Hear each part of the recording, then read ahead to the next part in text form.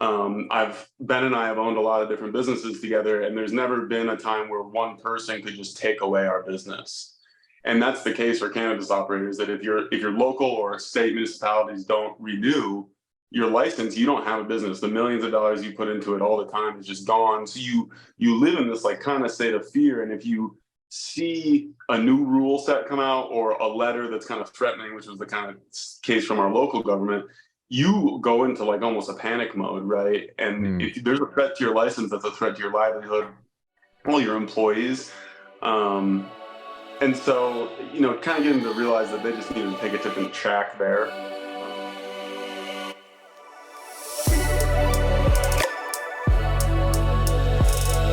Nate and Ben, how are you guys doing? Doing well, Ben. Doing well, Ben. Ben. How many Bens? Couple of Bens and a Nate here. Oh, this should be a band. Not a bad name. A couple of Bens and a Nate. Yeah. I'll play bass and dance. Well, it's got to be like ZZ Top, right? So the two Bens are the beards, and then you're the dude without the beard. So you got to be the singer. Good, because I can't grow a beard. Yeah. Mine's pretty messy as it is right now. You get shaven. Yeah. So you guys have been popping up in my LinkedIn a lot lately. Seems like you guys are really digging in with Michigan regulations and kind of taking the forefront in many respects on trying to talk some sense into some of these new regs that are coming down the pipeline. And I wanted to start with that because I think that anyone that's been in a state which is most states, where either it's a new market or the regulations are still kind of evolving, they've had some issues or, kind of frustrations similar to what you guys are going through, even though Michigan is a bit more of a, evolved state market, right? So why don't we start with that? And maybe you can just give a background on kind of what your issues have been with the regulations and what you guys are doing right now to try to address that. Yeah, I can take this one. So, for us, most cannabis businesses, I think we experience like, hardship, I guess, on local, state, and federal levels. I'm not lobbying on a federal level yet, but I'd like to start making some noise on the 280E front. It's such a big burden for us, but mostly state and local. Local, I put a lot of our issues into just like small town, like pride, like literally the personal relationships of like the old president who's no longer on the board is complaining about the new board and stirring up trouble. And so that is just small town stuff. They're bored. But yeah, and I mean, like, I put it to these guys at the village council meeting, and I think it's what's kind of struck a chord with them. We live with like a dagger over our head, is what I said, as a license holder. Ben and I have owned a lot of different businesses together, and there's never been a time where one person could just take away our business. And that's the case for cannabis operators, that if your local or state municipalities don't renew your license, you don't have a business. The millions of dollars you put into it all the time is just gone. So you live in this like kind of state of fear. And if you see a new rule set come out or a letter that's kind of threatening, which was the kind of case from our local government, you go into like almost a panic mode, right? And if there's a threat to your license, that's a threat to your livelihood, all your employees. And so, kind of getting to realize that they just needed to take a different track there. You guys have enough fear and uncertainty just being business owners in general. Having that whole other layer is, terrible. Yeah, exactly. Yeah.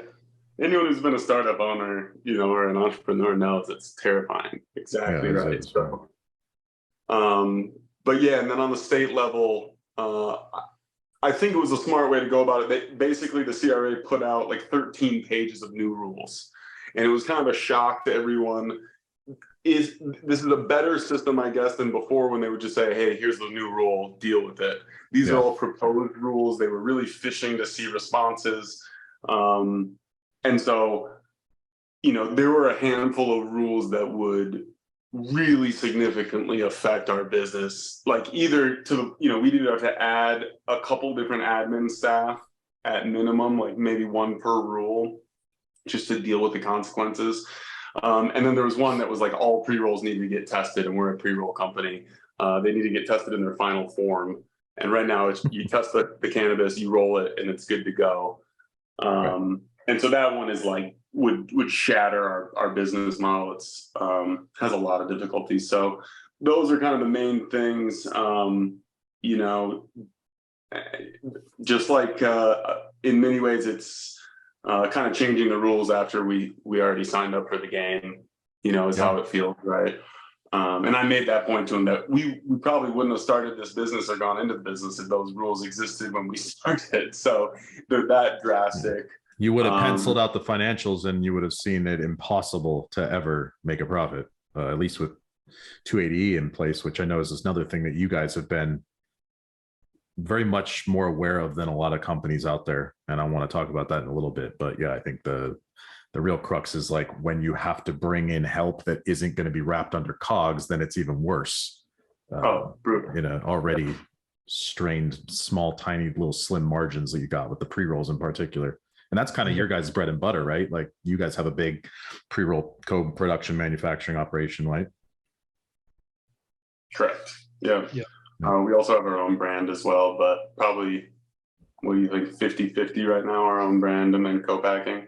Yeah, I'd say about 50-50. Didn't used to be. We got into the space primarily in this B2B model that we, you know, thought would be our longstanding thing, and then quickly realized that if we could implement what we're good at into our own brand, it's you know, essentially a slam dunk, even with the cogs conversation. But it's quickly taken off as a nice thing for our business for sure. Do you feel like that's actually helped in some ways, like build that authority for you guys so that other people want to work with you more? Or do you think that that's worked against you? You know, I mean, from a sales standpoint, I was really worried about it, right? I mean, a lot of the, you know, the larger clients that we have were, you know, I was the customer facing person. And so having this conversation with them of like, oh, you're competing with shelf space. I mean, we've tried to position ourselves in a space that doesn't necessarily compete with some of our largest co-packing clients. And so we've been successful in a lot of the retailers that we work with. Even I think most of our co-packing clients aren't in, so we're really not competing.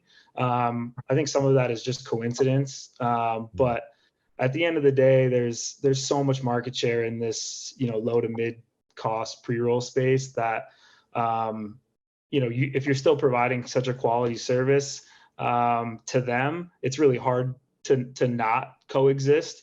And so I think we pitch our service and our brand as a partnership, right? Like we want to band together with the people that we like together, that are going to want to last for a long time together. And so if you kind of take that micro economy kind of with other like-minded operators.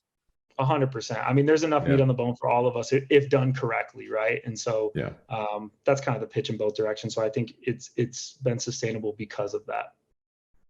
That's good. I mean, there's that cliche that's been going around on LinkedIn in the cannabis industry, but it's true, right? It's like the people at the bottom are kind of fighting amongst each other, dog eat dog, and then the folks that are kind of rising above have opted to collaborate. And I actually think it's even more than that. I think operators now that want to survive, they need each other, right? Like not even, definitely with more horizontal integration as time goes on, which is, you know, working with folks like you that have the capacity to do stuff cheaper and more efficiently than other people in the things that you've decided is kind of your core competency, but also just having each other's backs, whether it's fighting for the entire industry with, you know, the regulatory agency, making sure that everybody's kind of not going to get thrown under the bus, or whether it's helping each other, you know, negotiate shelf space and chops if it makes sense, things like that, collaborative products. There's a lot of opportunities and avenues to work together. And I think from a consumer perspective, like it's exciting when you see, like if you have two favorite brands and they come together and do something like that's a cool thing that brands should be a little bit more open to, and stop looking at each other as like a zero-sum game kind of thing. Yeah. I think that's the sign of a mature market, right? At some point when people aren't cutting each other's throats for stupid little transactional business, it seems like things are progressing to this like level of CPG, if you will, that we should be at in cannabis. Obviously, the regs and things like that make that a bit more difficult. But you know, I think as we progress as a business or a sector of business, that kind of behavior should be way more plentiful and will be the norm. You're not going to be able to survive if you don't. Yeah. 100%. Just from I think a big piece that people just missed from the beginning was like, and not that I was bright enough to see this ahead of time or in a position to act on it, but you think being vertically oriented is going to save you the most money, right? Oh, well, I'll buy cannabis from myself. It'll be great. It'll be cheaper than if I bought it on the open market. But people forget, if you spread yourself horizontally, all the admin systems costs, so like all your software, you know, maybe not the people who do your books, but like the people who run your internal systems, who manage, you need a different manager for processing, different one for cultivation, different one for retail, right? And if you're lucky, you might even need a director or a VP, depending on how big you are, you know? Yeah. And so those are redundant costs, right? And each one has a different software suite that operates it, right? And so people were like, oh yeah, it's going to be so great. I'll be vertical. It'll be really cheap. It'll be really streamlined. Well, you're wrong, because you have to have all these redundant systems because you're actually running 3 different businesses. Yes. And so they missed out on the actual savings is having one admin who controls 20 stores or controls a massive processing operation. And that, like, you know, you mentioned running horizontal. The secondary thing is when you partner with another person who's specialized, they're definitely going to, we think our sweet spot is if we can do it cheaper than you can do it if you chose to do it yourself, even with our marketing. Even with your markup. Yep. And you don't have a choice, right? We can do it cheaper, better, and your team, who's probably a bunch of cultivators, can keep cultivating and not spend time rolling pre-rolls and putting stickers on things. And so like everyone benefits because, man, I don't want to work with a guy who's, you know, hand washing, you know, bubble hash and is going to have to charge me for that. I want a guy with 6 automated systems that are running with one operator and can charge me that, you know, and get that economy of scale and pass it on. And we're both going to win.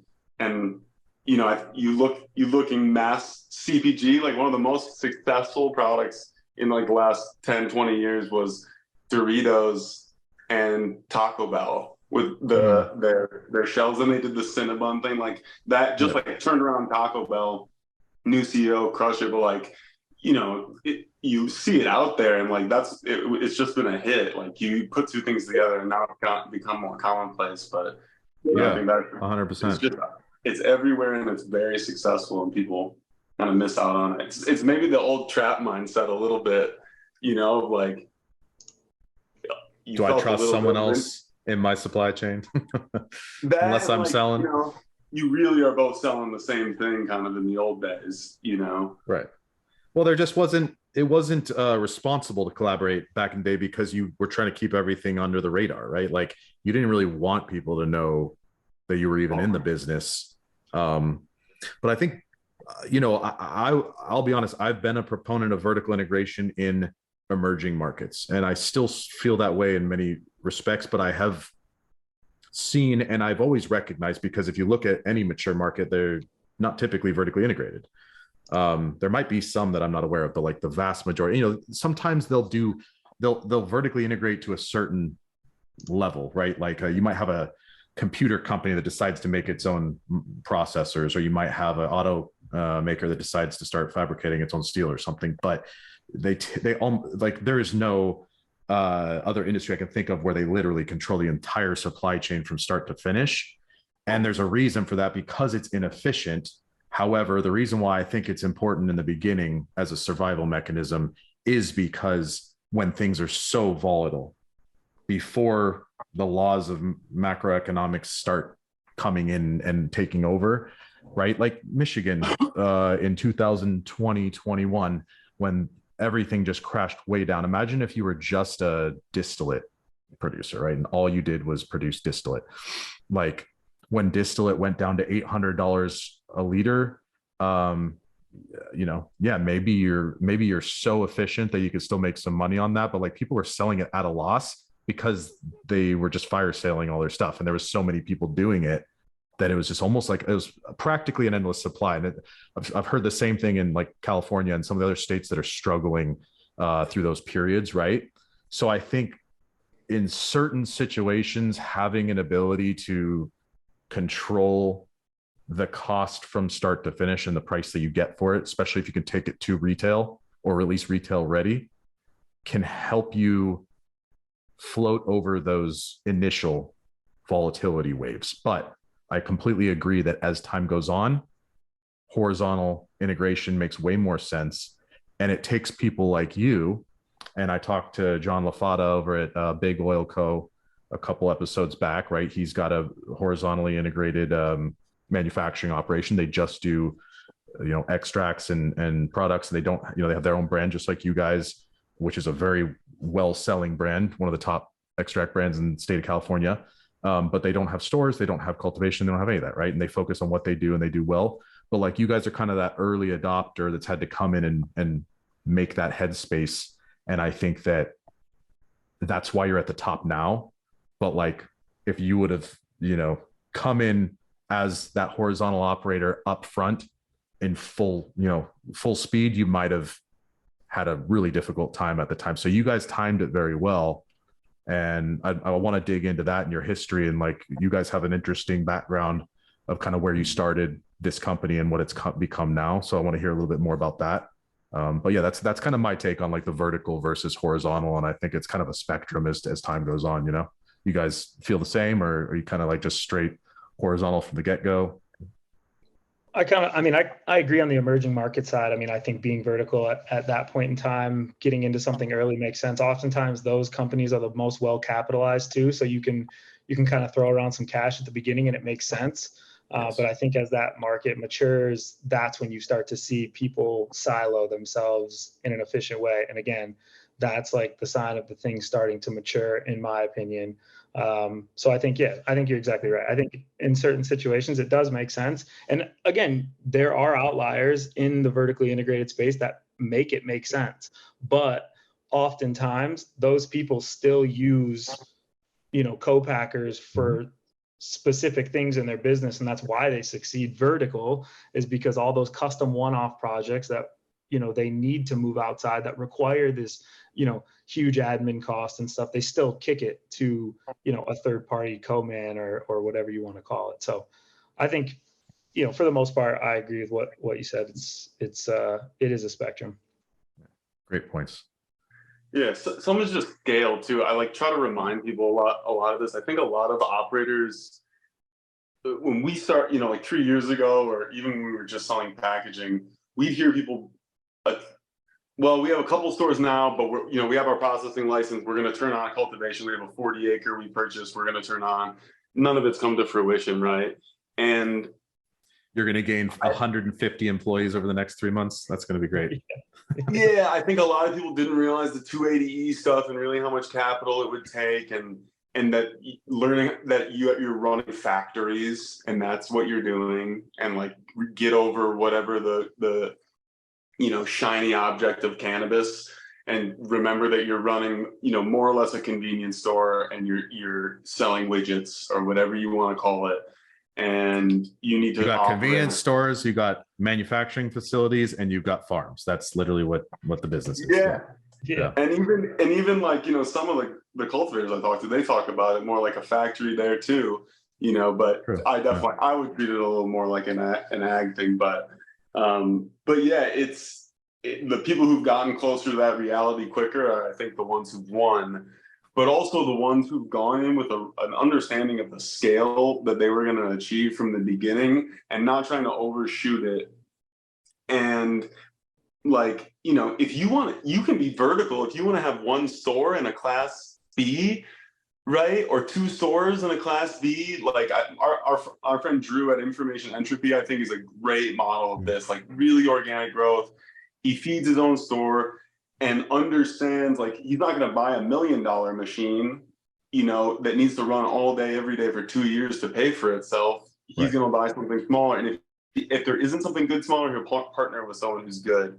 And like that's that halfway model where, like, I think a lot of people got caught up on machines and didn't realize, oh, I got 30 stores. Well, you still can't really justify a $2 million line because it's going to take you so long to pay it off, and you're only really selling, man, not like, have you done that math? You know, you're going to profit versus doing it by hand. You're going to profit an extra 30 cents per unit, and you move 25,000 a month. Like, you're going to make an extra 8K a month, and you're buying a $2 million machine. And so there's this like by the time you pay it off, like, it's depreciated down to zero anyway. So you might need to replace it.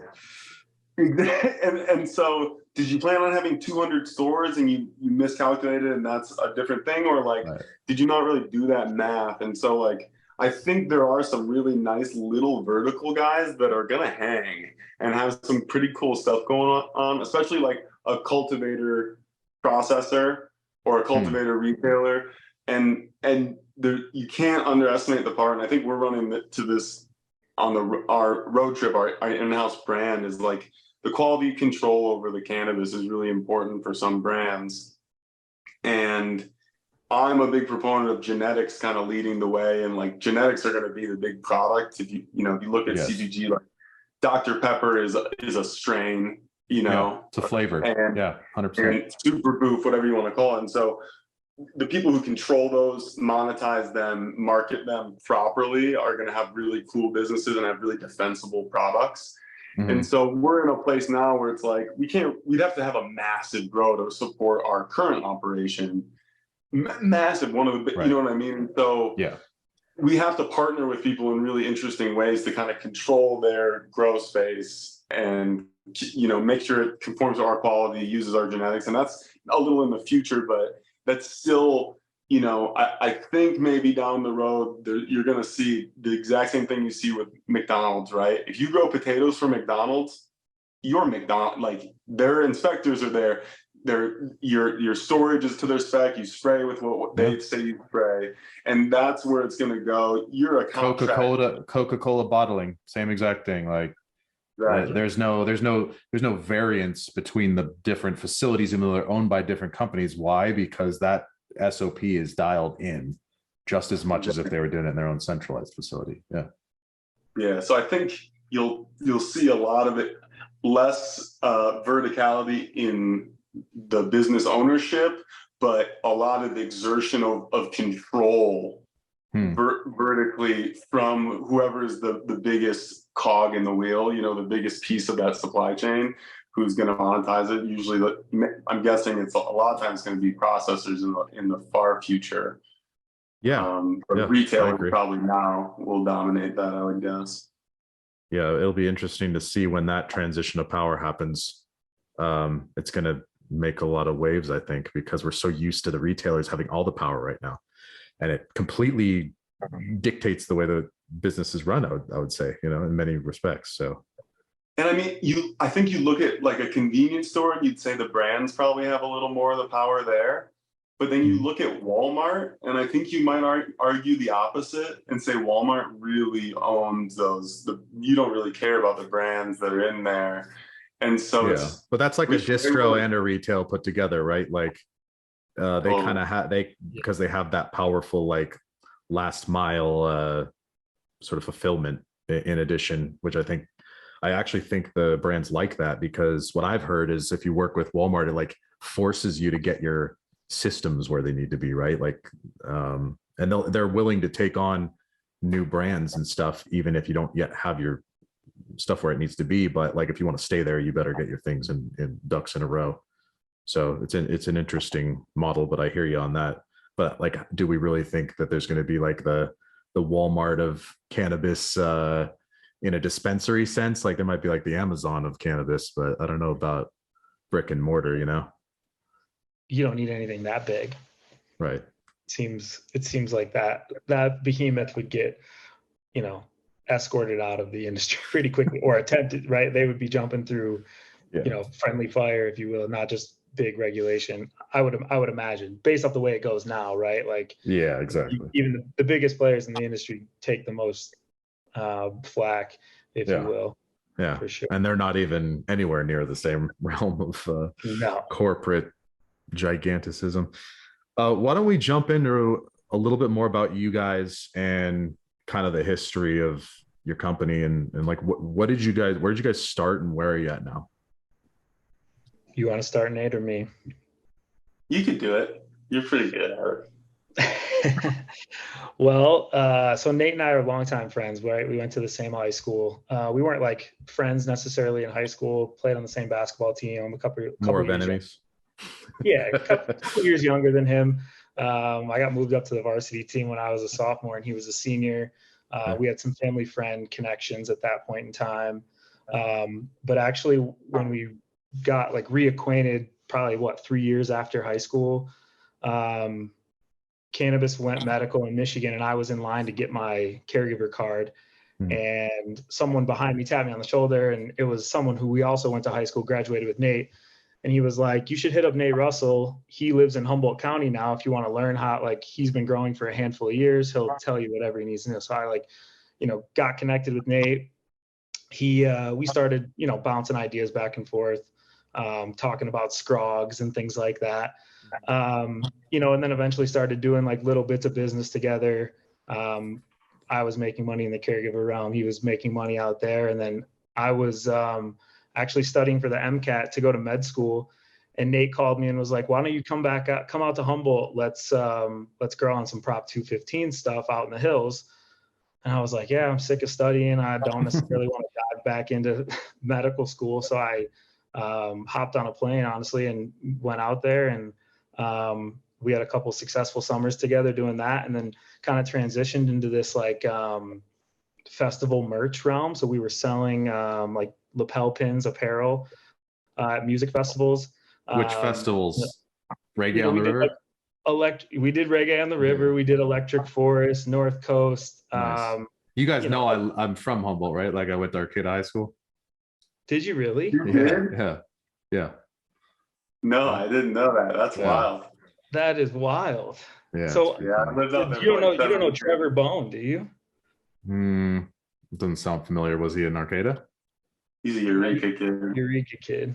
Oh, Eureka. Yeah, we just played them in football and got our ass kicked. We rolled around. You would want to hang out with Eureka kids, man. They went to Humboldt. They're kind of trash. State. He's a Humboldt okay. Yeah. State So guy. my football team played our homecoming games at HSU. So yeah, that's cool. No, I didn't know that. Yeah, we spent a lot of time out there, honestly. Beautiful place.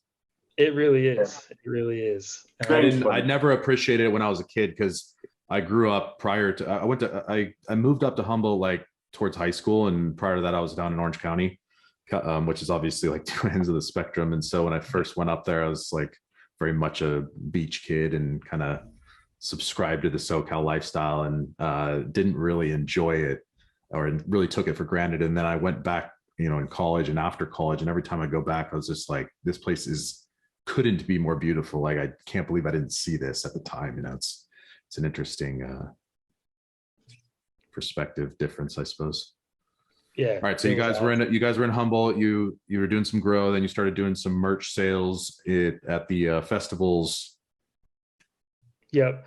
And honestly, we did that for about 4 years, turned into a very nice business, and effectively parted ways at some point in time. I was trying to make sure I didn't want to be a doctor still. So I moved to Boston to study the electrical portion of the heart.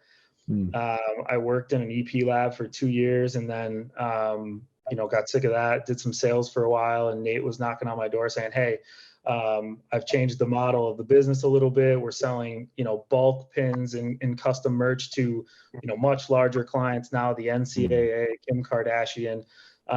So why don't you come join, and we'll blow this thing up.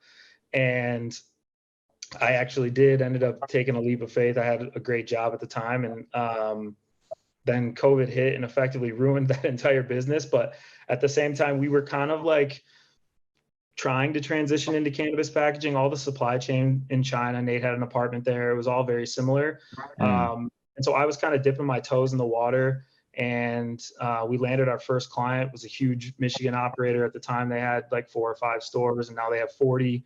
And so we kind of cut our teeth on how to build out a project management workflow and source and things like that. The sourcing we had already understood how to do, but it was kind of just a time to buckle up and get things done for people, right? They didn't have to hire Ben and Nate's internally. They could outsource, and Right. the margins were small enough on our end to where, they felt good about it. We could still run our business.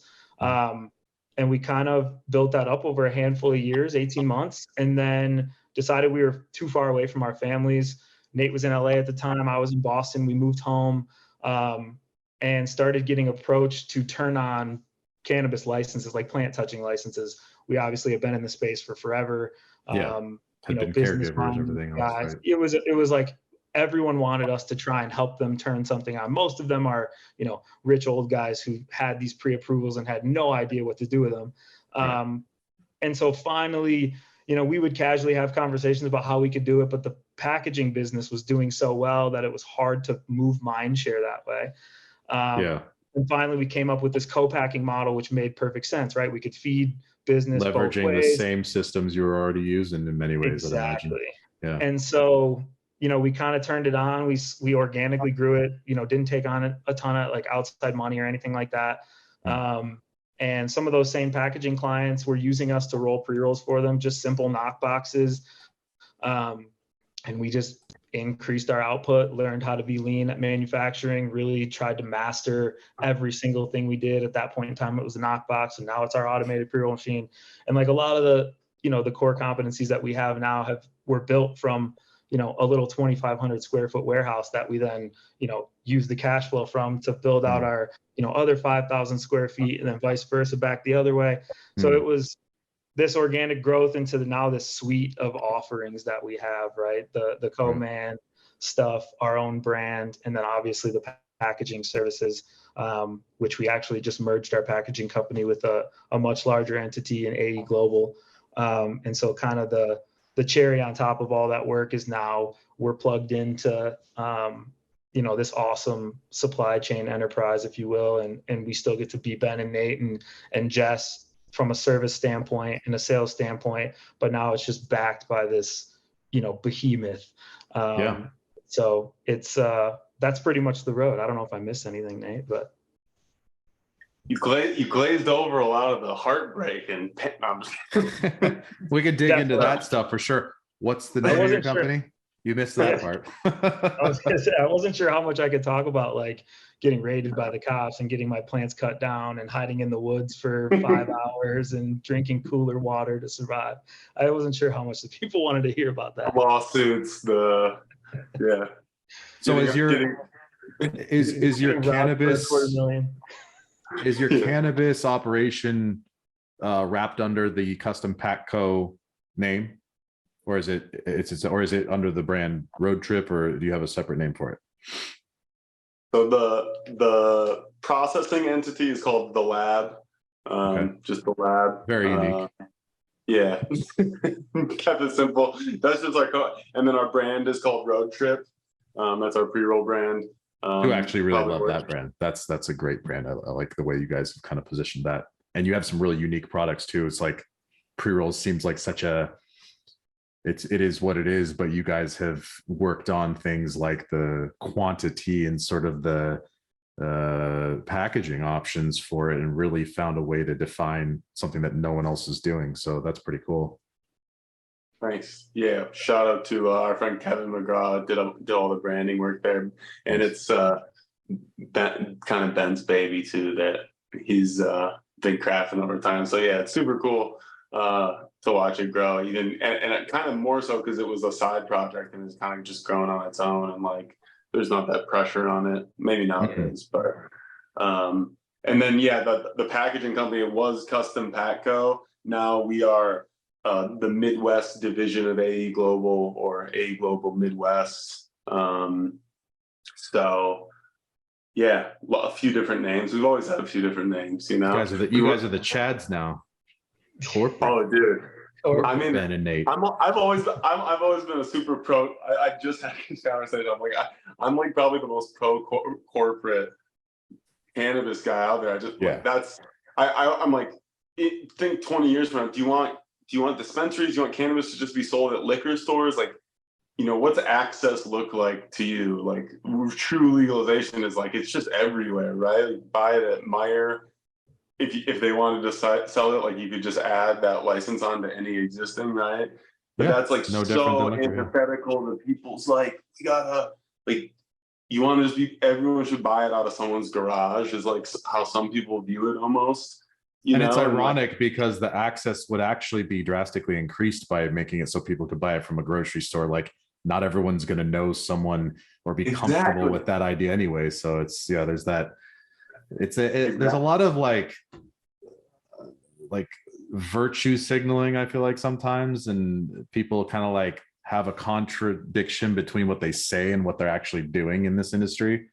And what I've seen a big pattern in with companies like yours and the ones that I'm actually interviewing on these podcasts, right, who are the successful companies that are growing and surviving and even thriving while other companies are struggling, is a combination of like you recognizing the realities of where this industry is going, and instead of trying to like fight that from a philosophical standpoint, you're like, all right, well, let's position our company to be able to work in that environment while still making quality products, right? And still at the heart of it, still doing what is important to everybody in cannabis, but like not trying to swim upstream.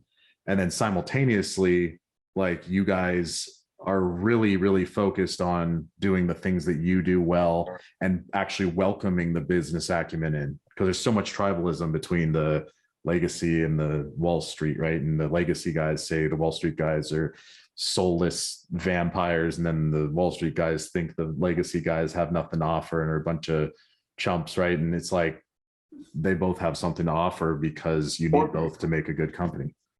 How about be a legacy guy who grows?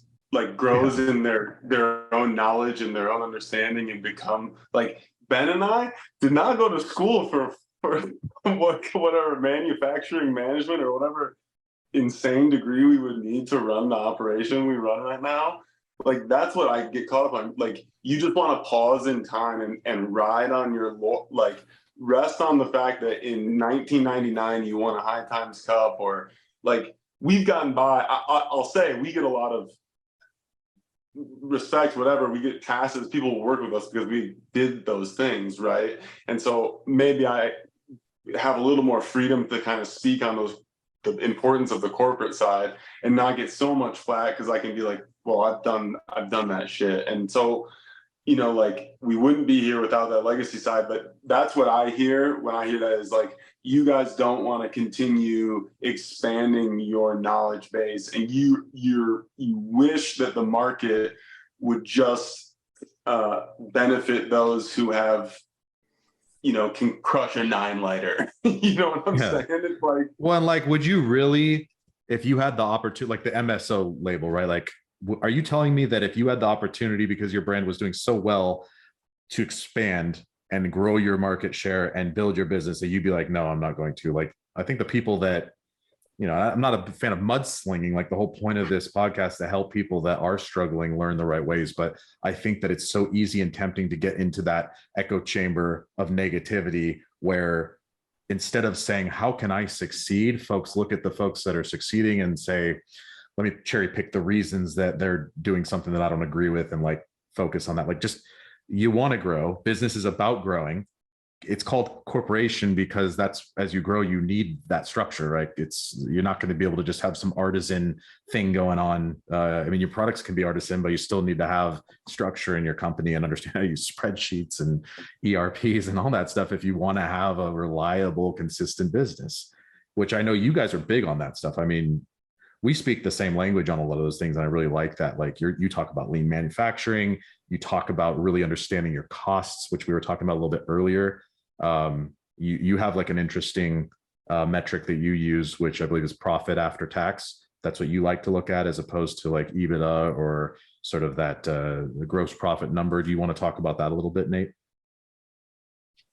yeah, I mean, it's really, you know, we've run a couple other businesses that are not 280 subject, right? And I've done the majority of our books for years and years, and like more or less we've always been bootstrapped. And so as an entrepreneur running that way, you run the company at almost a zero profit, you don't know any tax, and you get to grow for a few years. You don't pay yourself much, but you don't have that burden of federal taxes on you. And that's how it's supposed to work. is you get these few years, you get up, you just don't have to, you know, if you make a little money, you owe a little tax, right? And if you lose money, especially in those first few years, which you always lose money, you don't owe any tax. And in 280E world, you know, you can lose 400 or 500K real money and then end up with a tax bill on your head for a few $100,000 on top because your tax growth. So we didn't have a great understanding of this when we went in. We knew it was pretty bad, but I was still running with that old mentality: is if the company's running at a break even, our tax situation is going to be fine. And it's, to a point, it's true, but once you get to a certain level of scale, your gross profits are massive. Even if you're spending a bunch of all your extra, you know, net to build the business and grow it, which is normally non-deductible. And so, or a good portion of it will be. And so we just started saying a lot of it is, you know, us being, you know, the primary owners and primary investors in the business and wanting to see a return and wanting to at least pay ourselves, right? The real metric that matters is what's your take home after the 280E comes out. And so we used to, you know, and a lot of people, I think the other piece is too, and we fell into this, was like, we were planning on getting acquired. And there's a lot of people, especially in cannabis, who like that, they're like 3 or 4 years, someone will just buy us out, man, it'll be gravy. And like, we just like, generally, you know, okay, they want to see a 7X on EBITDA, right? And so that's really, really difficult in itself to get like a substantial EBITDA, but now everyone is seeing, okay, all the big failures in you know, the stock speculation that occurred in the big MSOs, right? So now the smart money is really taking a hard look at anything cannabis. And I think they're coming from a standpoint too, that if you're not profitable after tax right now, even if when things go federally legal, if that's your stance, right? Well, we're going to get screwed with 280 now, but when it goes federally legal, we'll be in a great spot. Right. Do your books really show that? Are you fine if you took away that 280E portion? And to me, a really healthy company actually shows a positive PAT right now, maybe like over 10%. You're doing great, in my opinion. Oh, yeah. And then you're probably doing 30%, 25% when it go, you know, when you get relief from 280E. So it's, part of it is just like, most people are in our position. Like, most people aren't, and if they're not, if they are a bigger MSO, they have people on their staff who have deep understandings of this, and they've built out this corporate structure that protects them and whatever. Most people are just like us, and they have an S corp, and they're running, you know, this thing that they're just in it because they love the plant, and they don't have this understanding that we're just developing really deeply now to apply these models to every product, right? And that's what I think you got to do, is every product you sell, every service you perform, does it actually, you pretty much need to double up, is really what it looks like. You need to double up at gross, right? If your base costs are $1, you need to sell it for $2, because your net costs and the tax on that gross is probably going to take you down to 40% of that, down to about 10, right? If you're set up properly. Yeah, as long as your SG&A is controlled, when a lot of people have bloated corporate structures, overpaying various people. They got people with titles that are inflated and they're overpaying them, and like they're paying tax on that payroll tax in addition to all the payroll, right? Like they're paying tax on the tax of that. And it's funny because I keep seeing this metric out there that's like the average effective tax rate in cannabis is 70 to 80%, but that can't be right, because there's also the metric that only 25% of cannabis companies turn a profit, which to me means that if you have any tax at all and you don't turn a profit, then you're actually over 100% effective tax rate, right? Like if you're losing money and you still owe money because of your gross, then, you know, the effective tax rate is your tax over your profit, right? I mean, I think part of it is, and some of the stuff I'm still novice on, but I think a lot of it is it's an S, these are S corps, and so the entity isn't taxed, right? It's passed on to the individual. So if you look at the effective tax rate on an individual, an owner, so they're looking at income tax, not corporate tax. Yeah. What's so crazy, right? So like if we're paid 100K in salary, right? Yeah. We're taxed like a normal human, right? 35-40% comes off. So we're down to 60. At the same time, we get a tax bill because that 100K was treated as profit by the federal government for another 35K, 40K. So we end up down, just like you're saying, 70-30%. And that's it. That's just our salary. And then the crazy piece of an S corp is if you're to take distributions or dividends, whichever one it is, I always get them confused. But to pull money out just as an owner, distributions, and get that capital gains rate, you're limited in the amount that you can pull out. It has to basically equal your salary if you're an officer who's working in the company. So as a cannabis operator, if say we're crushing it, right, we want to pull out $1 million capital gains, we have to pay ourselves $1 million in salary. Yeah. And so, and then pay all the tax on that. Half of our money, we have to pay 7. So it's just like, even if you're crushing it, you get hit worse almost. And so it's such a brutal environment, which sometimes I'm thankful for, because we think we're pretty confident people, and we think we do things the right way. And generally, if we think we'll get through it, and we'll be one of the few that do, because it's so brutal. And so it's maybe a good thing in the long run, but it's like, I mean, it's some stressful days in the short run when you start, especially when the first time you take this 280E pill.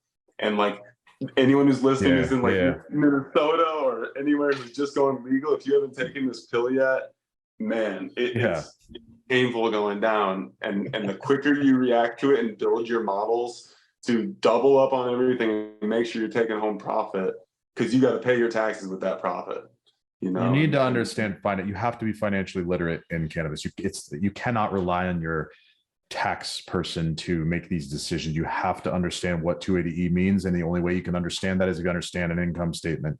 And really, you got to understand a cash flow model as well, because like you said yourself, like cash is what keeps you in business, right? Like the paper only tells you so much, but the paper tells you how you're going to generate the cash.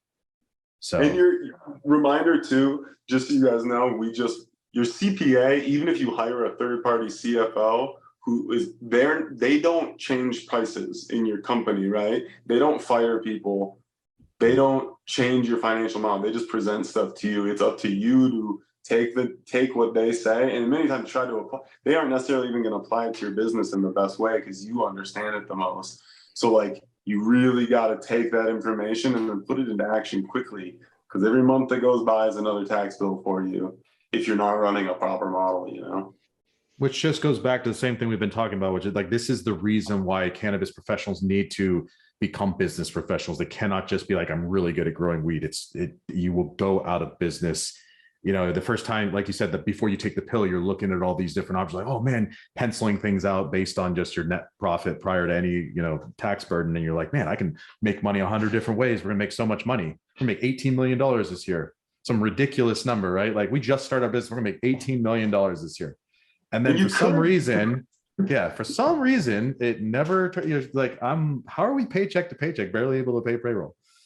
So it's a mess, but I think it's good because it forces people to get responsible. And when you're responsible and then things go federally legal, there's going to be so many new requirements that are at such a higher level of complexity and stringency. I don't know if that's a word, but you know what I'm saying? Like, I like it. These folks that are kind of floating, barely even able to keep up with the state level stuff, they're going to have a really hard time when FDA comes down and starts telling them what to do, right? Definitely. So, GMP, yeah. Talk to me about. I want to go back to your fight, with the regulations. Like, have you guys been having to do this on your own? Has there been sort of a collaborative effort with other operators? What's your experience been? Locally, we have a really nice band of misfits here in Kalkaska who all, for whatever reason, ended up here. But we have Kalkaska. That's been the thing. In the state level too, I think people need to remember, like, we have all the power. it's a $4 billion industry that's funding everything. Like really the only bright spot in Michigan's budget for a number of years. And locally, I mean, Kalkaska, you can read about, I mean, like was literally millions of dollars in debt, lawsuits, it just fixed, right? And really like that in just a year or two. And so a complete turnaround of a just wasted town. And that was a big piece that I just had to convince. We show up with 20 people and representing 300 jobs and just say, we're not going to take this. Like, we're just your not golden goose, bro. You're not going to kill us. Like don't, and don't even mess with us either. Yeah. Like, don't, and like, just as a matter of fact, I think I'm going to assess some asshole tax on you just for the hell of it. And you're going to pay it. Exactly. I kept saying, kick the dog. And not, I'm a vegetarian. I love my dog. I'm honestly wouldn't hurt a fly. But there's a mean dog. It's sometimes you just gotta be like, kick the dog and he'll leave you alone, right? Like the dog's doesn't have anything over you. It's just a dog, man. Like it's just the Kalkaska Village Council. They're not doing anything. and they honestly don't even exist without us. And just remind them that in a semi-pleasant way.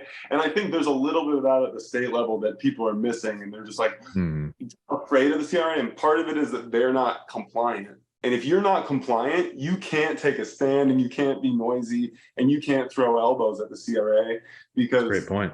They do have power over you. And so that's a big piece for us, man. I'll be as outspoken as I want because I have no fear about them walking through our facility, or maybe it's just the tiniest bit of fear, I guess. And that's an interesting point you make though. Like I haven't heard that before, and it's so true.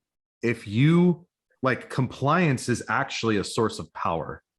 I want people that are listening to this to really take that in for a second, because so many people are playing outside of the rules because they think they need to.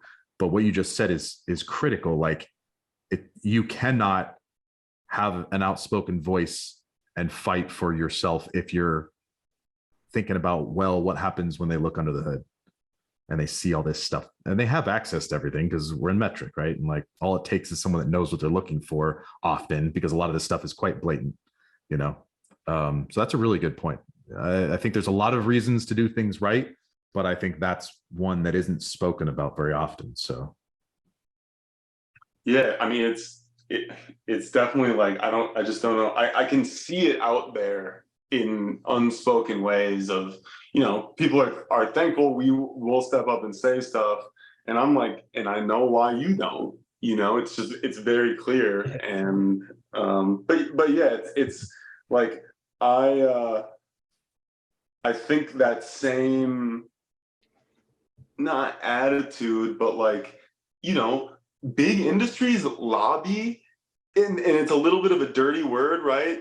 But in the end, like any government, jobs come from industry, and jobs bring housing, and housing raises taxes, and more buildings is more taxes, and that kind of development is what everyone wants everywhere.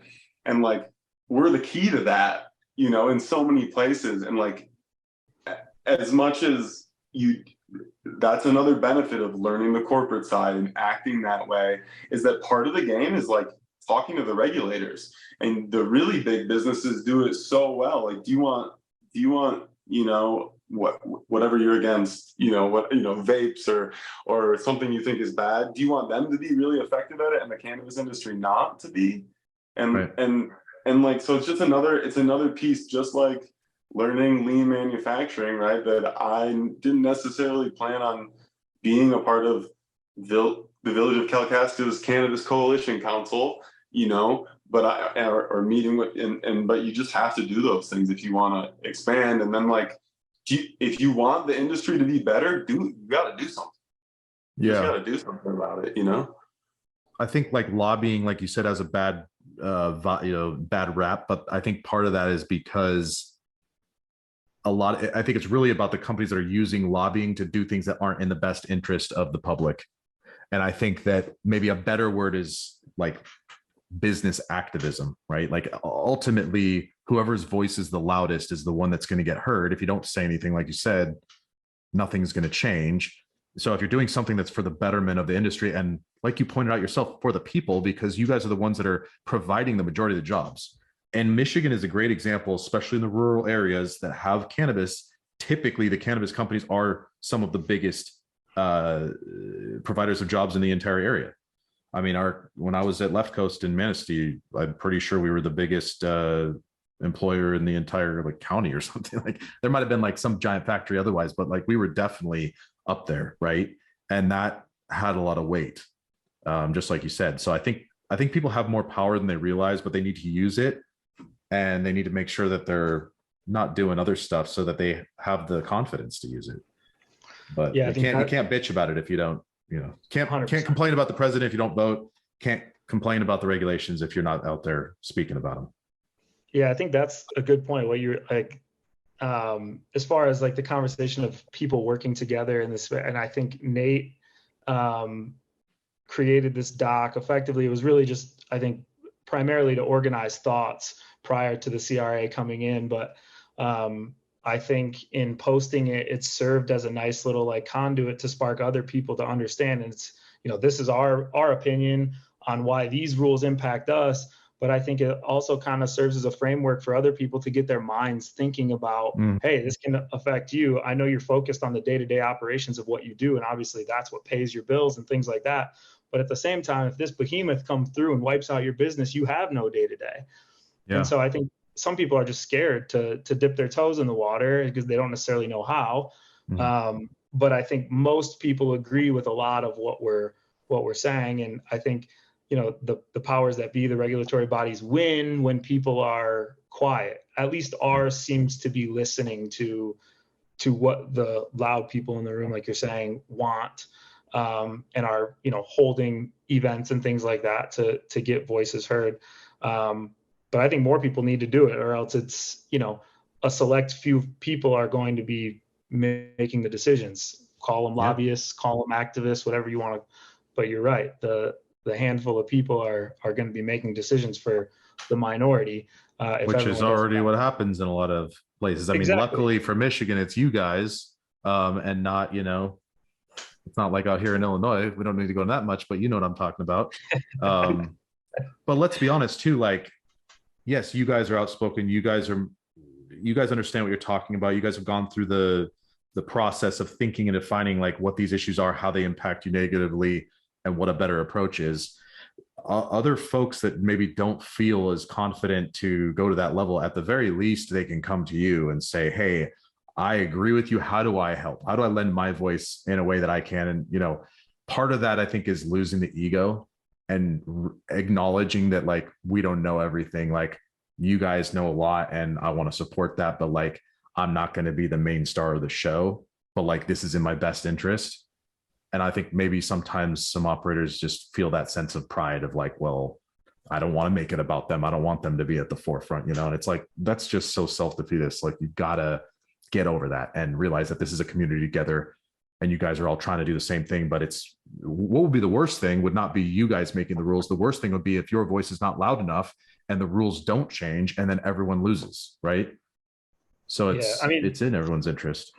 That's the hardest part about being an entrepreneur. Oftentimes, in my opinion, is like the fuel that drives you oftentimes is the thing that kills you too, right? You're like so motivated to do this and do it well, and I'm going to do it myself, and I'm the one that can figure this out.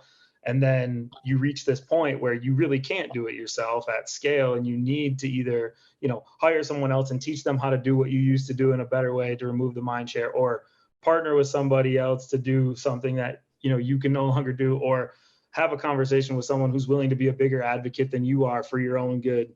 It's the cannabis industry is riddled with lifelong entrepreneurs. And I think oftentimes people are too prideful to have that conversation. I can empathize with that. It's really difficult to do. It's 100% something that I think all of us as entrepreneurs struggle with daily, but that's why you're an entrepreneur, right? You got it. It can't be an entrepreneur if you don't have an ego. Like, otherwise you just go follow somebody else. So certainly makes it easier. We got a little bit of time left, so I want to roll into the standard 4 questions I like to ask everybody. I actually got this idea from the Bigger Pockets podcast. I don't know if you guys have ever heard it, but they ask like a series of questions to everyone at the end, and I just think it's nice to see if there's like similarities between people that have kind of like a similar mindset in just some of the ways that they have gained that knowledge and also just who they are as people. So first question is, what is your favorite business book? I like this is kind of a roundabout answer, honestly. I like the 5 a.m. Club personally. I think the reason I like that book is not necessarily for what happens. It's not a business book necessarily, sort of. But I think when you're an entrepreneur and you're running at almost all hours of light, sometimes into the dark, it's a marathon, right? And so the only way to go the entire time is to be able to create something for yourself. And oftentimes for me, it's the morning. So honing in my morning routine has been crucial for standing up to, multi-million-dollar businesses and running them side by side, and, half in here, half out there. So that's my answer for that, the 5 a.m. And what is your morning routine, if you don't mind sharing? So I typically wake up, drink my athletic greens, not plugging the product, but I do enjoy it. I add a little beetroot powder in there sometimes. And I do 10 to 15 minutes of stretching typically, do a little core, and depending on the day, a little workout. I'm not like a big weightlifting guy or anything, but just enough to get a base sweat. I do take a cold shower. I'm a part of the cold water in the morning cult. Cold water cult. Yeah. Yep. And then I try and not look at my phone before 6:30. Doesn't always happen that way, but and then my 1-year-old kid wakes up by 7, so I get about 2 hours and there's about 45 minutes in there where I can do whatever I want. Sometimes just sit on my ass and do nothing, and sometimes read. Yeah, get that mind recharged for the day though. 100%. Yeah, exactly. What about you, Nate? I think the Lean Startup is probably, it's hard to say. I think it's just the most important book. If you run a sales team, Sales Management Simplified is the close second, I would say. It's kind of more niche, but Lean Startup, if you're just trying to figure it out, it's just that's what it's all about, It's just being pivot ready and beyond pivot ready. Pivoting is business. You don't pivot, you die, and just getting that into your system is the game, That's something that I would say has been a inherent weakness for me, and something I've struggled with as an entrepreneur is I have a tendency to want to over scaffold stuff early on, because that's kind of how my brain works. I'm big on systems and systems thinking, and it's just like you said though, if you kind of build out that structure prematurely, then it prevents you from being able to adapt as quickly when you're trying to find where that path is. And it takes quite a bit of that in the beginning, especially in an emerging market like cannabis, I think. You guys have shown that yourselves. You guys have gone through several iterations as you've gotten to sort of where you're okay, I'm really found my feet. And even now, who knows where you'll be in a year or two. So yeah, Ben, we have a good dynamic. I'm definitely a move fast, break stuff kind of guy, and I have a tendency to chase shiny things, and I like change, and I get bored. And so you gotta the thing is, you can stay in your lane and still pivot. And so we've done a great job of that. We've run so many businesses together, but we've been a sales, sourcing, and design and service, and we do that. It's really the exact same business. We do this manufacturing thing, which is just madness. But stay in your core competency, keep your team around, and the pivots don't seem as big as they look from the outside. But yeah, there's a serious balance there, and I think Ben is on the other side. Maybe not more scaffolding, but because he's the client facing, he has to eat the shit more if what we built isn't that good. He has to present it to people. So if it's ugly, he's the one who has to deal with it. I'm get out. We gotta get it out there, man. Get it out there. We can sell it. We'll fix it later, right? So I think there's a piece that's that, but I think also just our brains function on two different. I'm a little faster and a little more, just see what happens, and I think deal those with make it. the best partnerships though. Like you kind of have to have both those personalities. And I suppose the visual that I think of is like some guy that's walking in front of the other guy. The guy in the back has like a backpack that's just overflowing with stuff, while the guy in the front is just picking things up and throwing it behind him without looking, right? Like, ooh, that looks cool. Keep that, keep that. And the guy's like, oh shit, you know. And I've always been the guy in the back doing that, so that's why I sort of acknowledge that reality. But I think you need both. I do, because if you don't have the person that thinks quickly, especially with how quickly this industry moves, you're going to be left behind. But if you don't have, simultaneously, if you don't have that organization and some semblance of structure, then you end up like a lot of companies. I think more companies have the person that's all over the place and don't have the person that's sort of bringing things together. And that's why they're just flailing about and, unreliable and just never really seem to go anywhere. So that's awesome. What's your guys' favorite cannabis cultivar? It's often a hard question for folks, but I'll probably go Lemon Larry. Just from our Humboldt days, honestly, 2013, that was like, this is all you need to grow. This is the cookie strain. This is the OG strain. These will all sell for north of 2,500. Grow them well. Yeah. We'll all be rich.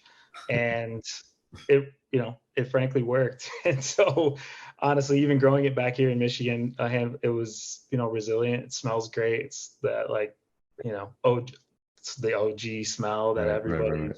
I feel like it's gone now too. Yeah, everyone's into the desserts. Exactly. So that's where I'm going. Lemon Larry OG. Nice. I got a curveball. I'm gonna say Blue Dream. I'm a big Blue Dream guy. I grew a lot of Blue Dream out of Humboldt. It is one of the best plants to grow. It grows so easily. It's so tough. It doesn't grow great in Michigan, up north here at least. Doesn't do well. In Humboldt it does though.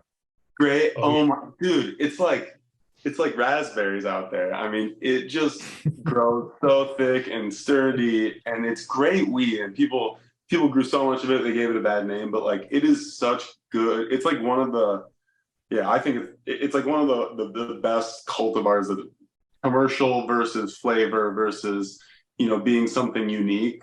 It's one of the top ones. Like 4-pound outdoor plants. Those were like the first 2-pound lights people were getting back in the day. It was with the blue scheme.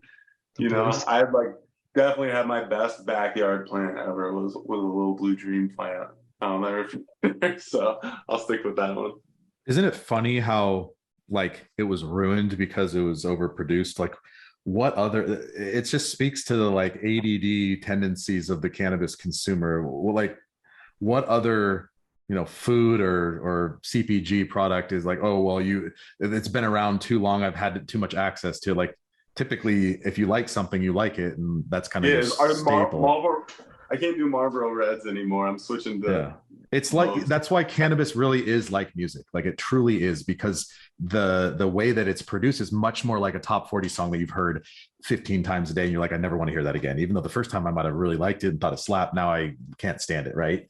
And there's a lot of similarities. Interestingly, I like that a lot. And it'll come back around at some point. You'll listen to it. And all the growers are just diva, just like the artists. Blue Dream's back, baby.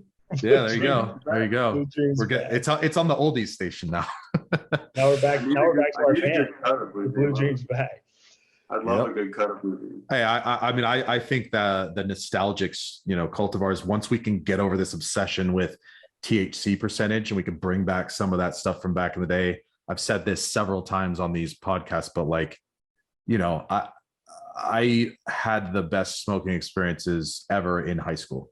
I really did. And we didn't know or care what the THC percentage was. We cared what the product smelled like, and we would smoke it, and we'd be laughing, and just everything was tasted good and had a great experience, right? And it wasn't about just getting completely blitzed off of a one hitter and just having that thin, only THC high. And people don't even experience that anymore if they're newer to cannabis consumption, because you can't even get stuff like that. And that's why everyone that's returning to cannabis, typically, at least, my dad only wants to smoke sour diesel. Like he doesn't want to smoke any of this other stuff, you know, because he knows what he used to like. And so I'd love to see a return to that, because there's so many great flavors out there that we're missing, I think.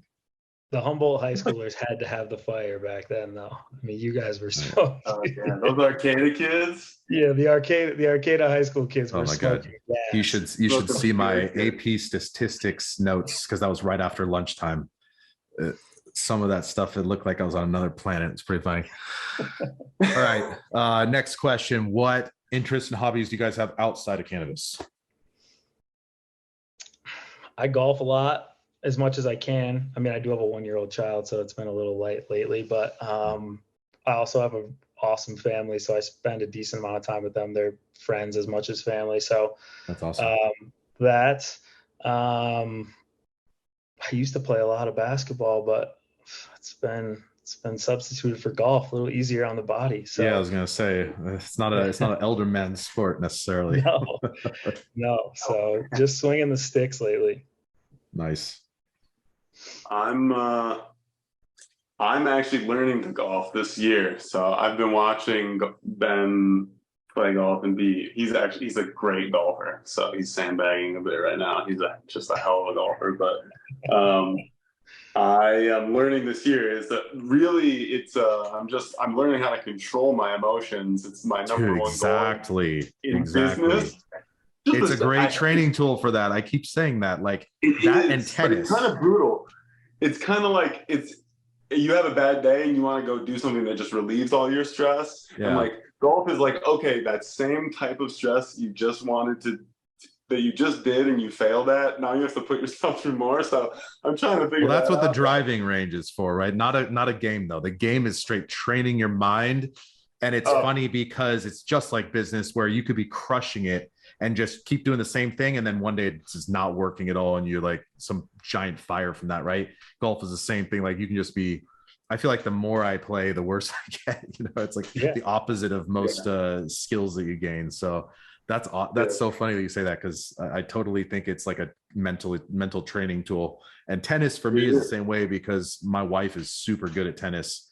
And I'm terrible at it. I'm really fast and athletic in a general sense, but I'm absolutely terrible at tennis. So I make up for like not being able to hit it where I want to by just running all over the court, and I get like exhausted, and I'm really competitive. So I get really pissed off too. And I hit it inevitably terribly every time.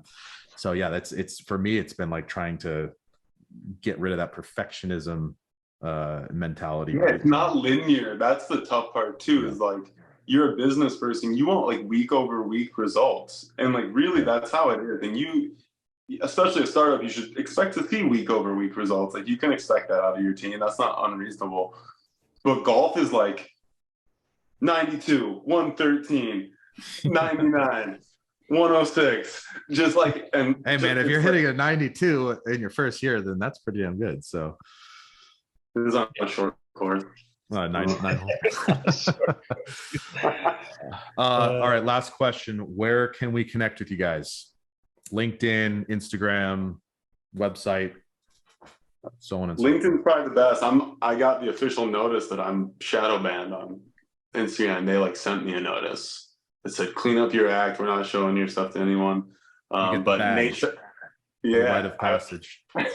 So yeah, Nate says do less on Instagram. We're both on LinkedIn. You can look at AE Global or The Lab to find us on LinkedIn. You'll be one of the 5,000 results for The Lab. Yeah, well, we're The Lab processing and co-packing. Okay. If you want to get very specific, but so that's probably the best way. Okay, I'll include all those links in the show notes as well. And in fact, if you guys want to share the document that you sent to the CRA, I actually think that'd be a great resource for people to look at, especially as we're talking about kind of that higher level thinking. If you guys are comfortable with it, I'd love to link to that in the show notes as well. Absolutely. Yeah, no problem. Beautiful. Ben and Nate, pleasure. Thank you so much for your time. It's been an awesome time chatting, and best of luck with everything. Definitely going to be keeping tabs on you guys. You too, brother. We appreciate it. Thanks for having me. Appreciate you.